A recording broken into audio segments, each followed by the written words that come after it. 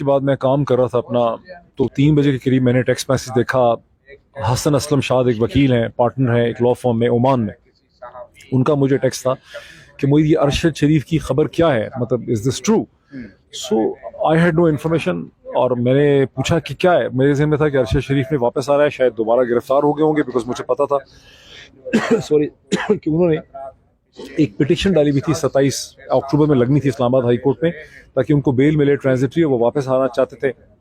मैंने ये भी सुना था कि वो शायद बोल टेलीविजन उन्होंने ज्वाइन कर लिया, तो मैंने सोचा शायद गिरफ्तारी हो गई है। तो मैंने कहा क्या खबर है। उस पर उन्होंने मुझे ट्वीट 1-2 लोगों के भेजे जिसमें था कि अरशद भाई शहीद हो गए हैं, अरशद शहीद हो गए हैं। I was shock. उसमें मेहर बुखारी का ट्वीट था। मैंने जब वो थ्रेड देखे, थ्रेड में गया ट्विटर पे, तो मैंने वहाँ देखा कि ना सिर्फ मेहर बुखारी का ट्वीट था, बल्कि वहाँ का इमरान रियाज खान का ट्वीट था। तो चूंकि इमरान का नंबर मेरे पास था, मैंने इमरान रियाज को कॉल करना शुरू कर दिया। पहले उन्होंने कॉल नहीं उठाई, उनकी कॉल बिजी मुझे मिल रही थी। कुछ मिनट के बाद मेरी इमरान रियाज से बात हो गई और बड़े रोते रोते उन्होंने मुझे कहा कि मोहित भाई ये बात सही है कि उनको गोली लग गई है, स्नाइपर फायर है। मैंने कहा कैसे पता चला? तो मैंने कहा कोई बंदा उनके साथ था, उससे पता चला है। उसने यहाँ पे कॉल किया है कि उनको गोली लगी है और उसकी मुझे पता चला डेथ है। तो हम दोनों रोने लग गए, धाड़े मार मार के, मतलब कुछ कंट्रोल नहीं हो रहा था। तो मैंने कहा कि यार आई होप कि ये गलत होगा, may be he is injured, जख्मी हुआ। उसने कहा मैं भी यही दुआ कर रहा हूँ, मैं निकल रहा हूँ, I am coming to Islamabad, और अल्लाह करे कि मैं भी यही दुआ करता हूँ कि वो जख्मी हुआ हो, जिंदा हो, उसकी खबर मिले। फिर यही हमारी बात हुई। उसके बाद जब मुझे पता चला तो मैं ट्विटर पे गया, तो मैंने देखा बहुत से लोग कंफर्म कर रहे थे।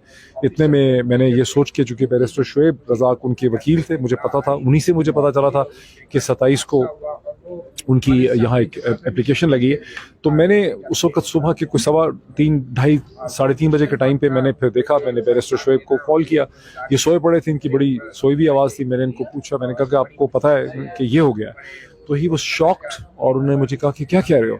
मैंने कहा बिल्कुल ऐसा ही है। वो भी रोने लग गए। उन्होंने कहा कि यार मैं अभी तुम्हारे पास आता हूँ, तो हम उसके घर चलते हैं। तो थोड़ी देर के बाद ये मेरे घर पहुँच गए और मैंने इनको गेट पे रिसीव किया और हमने गले लग के, मैं को अपनी माँ की डेथ के बाद कभी नहीं रोया।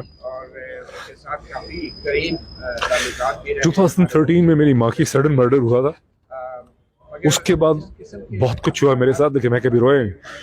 लेकिन मैं और बैरिस्टर शुएब जो थे अपने गेट पे, पहले मैं और इमरान रियाज रोते रहे, उसके बाद मैं और बैरिस्टर शुएब जो है हम रोते रहे। फिर हम उनके घर गए, वहाँ उनकी फैमिली से मुलाकात हुई, वहाँ सभी लोग जो हैं वो रो रहे थे।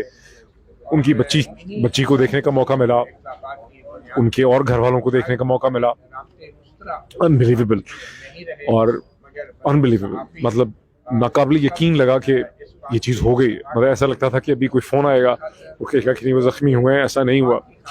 लेकिन उनकी मदर को देखा, बहुत ही वो कंट्रोल में थी। उन्होंने कहा कि बेटो, वहाँ शहर आफरीदी भी थे, वहाँ बहुत से लोग थे मीडिया के, और शेल शॉक्ड। और उनकी वालिदा जो थी वो मसलसल कह रही थी कि मैंने तो उसको इसलिए जाने दिया था कि मैं समझती थी कि उसकी ज़िंदगी महफूज होगी, उसको यहाँ ख़तरा था। कोई गालिबन अफगान ग्रुप जो था वो थ्रेटन कर रहा था, कोई उस वक्त कोई इस तरह की खबर थी। और वहीं मुझे लोगों से पता चला कि वो, मैंने पहले भी सुना था लेकिन वहाँ भी सुना कि वो अबू धाबी चले गए थे, दुबई में थे। वहाँ दुबई की गवर्नमेंट ने, पहले वो वहाँ ठहरे हुए थे और उनको कहा कि पाकिस्तान गवर्नमेंट शायद आपको डिपोर्ट करना चाहती है, लेकिन हम आपको डिपोर्ट नहीं करेंगे, आप फौरी तौर पे 24 या 48 घंटे में दुबई छोड़ दें। और उस वक्त चूँकि वीज़ा फ्री एंट्री उनको कीनिया में मिली, वो कीनिया चले गए वीज़ा फ्री एंट्री में, बिकॉज पाकिस्तान के पासपोर्ट पे वीज़ा फ्री एंट्री दुनिया के अक्सर ममालिक में नहीं है। मेरा ख्याल है तुर्की में है जो एयरपोर्ट पे मिलती है। तो वो वहाँ चले गए और तो ये मतलब वहाँ सारी सिचुएशन हुई। और फिर बैरिस्टर शुएब ने मुझे कहा कि हमें एक कम से कम इस्लामाबाद हाई कोर्ट में चल के एक पिटिशन डालनी चाहिए कि इसके क्या वजूहात हैं कि अरशद शरीफ जैसा शख्स जो है उसे पाकिस्तान छोड़ना पड़ा। इसमें क्या हकीकत है कि दुबई की हुकूमत को, अबू धाबी की हुकूमत को हुकूमत पाकिस्तान ने डिपोर्ट करने के लिए कहा, क्या वजूहात, क्यों उनको ब्रिटिश वीज़ा नहीं मिला।